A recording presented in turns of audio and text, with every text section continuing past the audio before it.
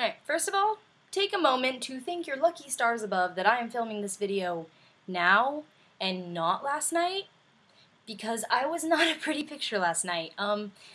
Mascara running down my face, my hair was all messed up from me holding it like this, and it was all red and teary-eyed, and everything sounded like this, because I was just a wreck. If my emotions had a face, Harry Potter took a sledgehammer and just...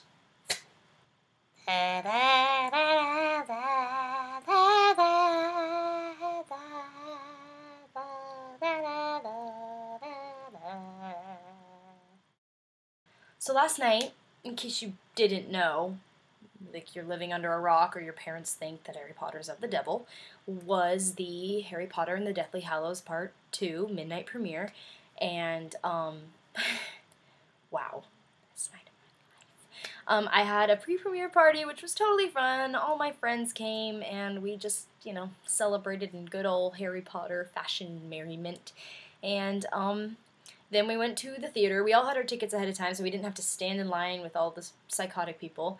I feel bad. I'm sorry if you stood in line for like 3 days. I seriously got in at like 11:30 and just got a seat right in the middle, and it's totally fine. I was like, I have my ticket. Why do I need to wait in line for 80 hours? So, anyways, the movie. Basically, at about 2:10 a.m. this morning, my life ceased to be meaningful. I have nothing to look forward to. Really. Like, I have some things, but they're not, in comparison,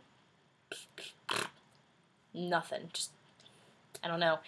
The movie itself, here's my official review. Do this really snappy. I loved it. Loved it. I think it was the best Harry Potter movie of the whole franchise. I'm not trying to start a fight. I'm not challenging you guys who think otherwise. I'm just saying personally, that's what I think, because it was exciting the entire time.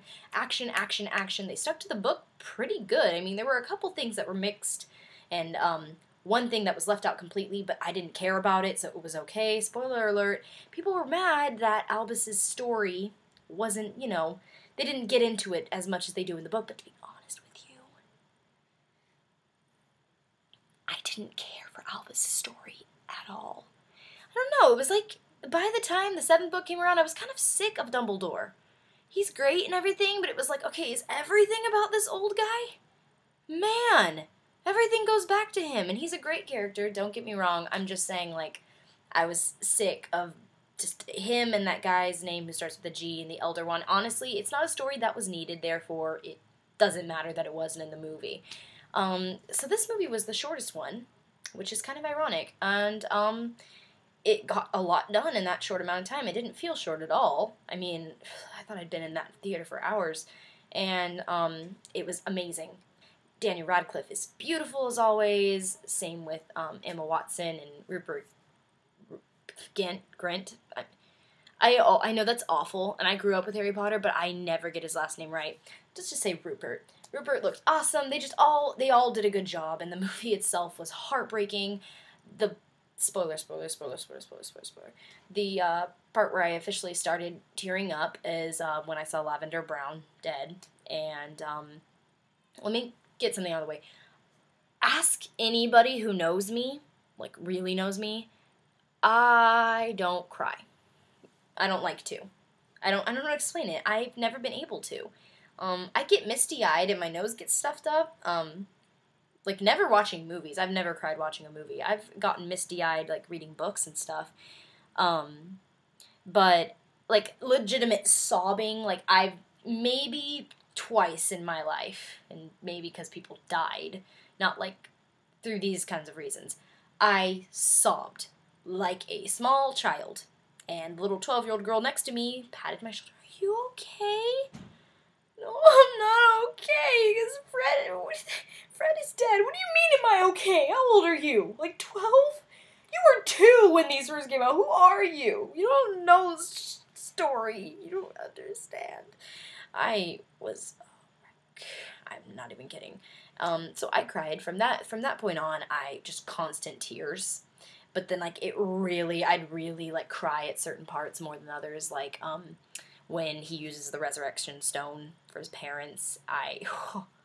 Oh my gosh, just the little speeches, you're so brave, Harry, and he's like, does it hurt to die? I was like, oh gosh, what's gonna happen, even though I read the book and I know exactly what's gonna happen, and, I cried at the 19 years later. That was more like, oh my gosh, I can't believe this is ending thing, and, I felt really stupid crying, and I went back to some of my friends who were sitting below, and I was like, this is so embarrassing, I'm gonna go down with crying, and nobody else is gonna be crying. Leave it to one of my best friends, Camille, to be sobbing, and I'm like, yes! That sounded really mean. What I meant is, yes, I'm not alone, and we hugged and cried, and everybody laughed at us and pointed as they walked away, but I was like, whatever, I'm depressed. So, it was a great movie. I loved it. It was just like I wanted it to be in my head, like, which usually never happens for me. Snape is an amazing character. I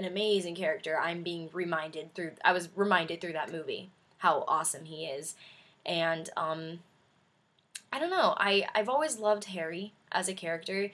I mean, and this sounds really weird, a lot of people pick a favorite character in Harry Potter and they pick not Harry, but Harry is my favorite character in Harry Potter. I've always admired him, his heroism and stuff, so I just have always admired him. So this was really kind of heartbreaking for me. And, yeah, man, I'm getting sappy here. Whew. Harry Potter, I grew up with Harry Potter.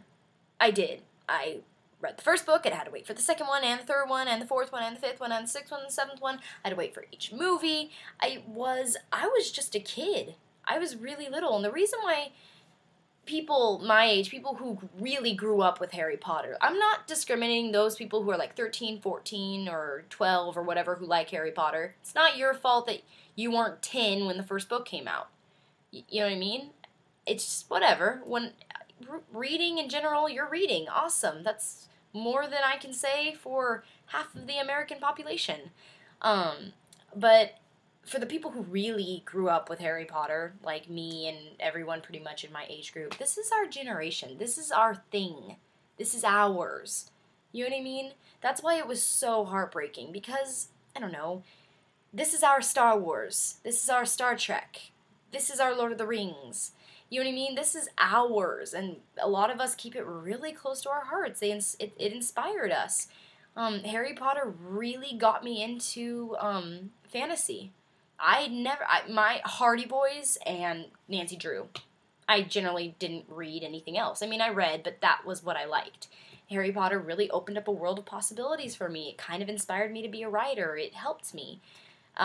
Everybody's got their own story, but I'm saying is the reason why the end of Harry Potter is so sad is because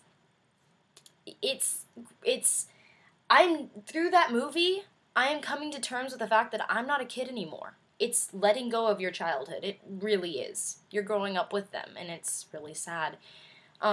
Anyways, it was a great movie. I can't think of a better way to end it. I loved it.